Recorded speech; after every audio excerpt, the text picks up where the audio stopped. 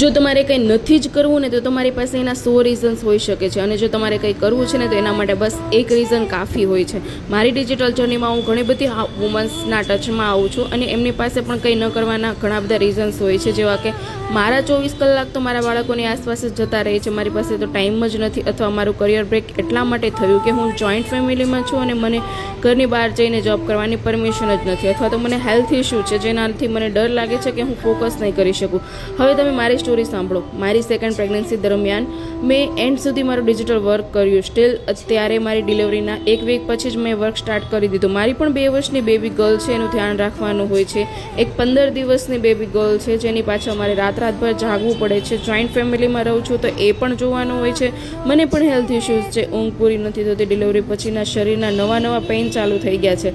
But મારી પાસે એક રીઝન્સ છે કે મારી બંને દીકરીઓનું ફ્યુચર સિક્યોર કરવું છે. મારે એના માટે એક એક્ઝામ્પલ ક્રિએટ કરવું છે કે જો એક સ્ત્રી ધારે ને તો બધું જ પોસિબલ છે.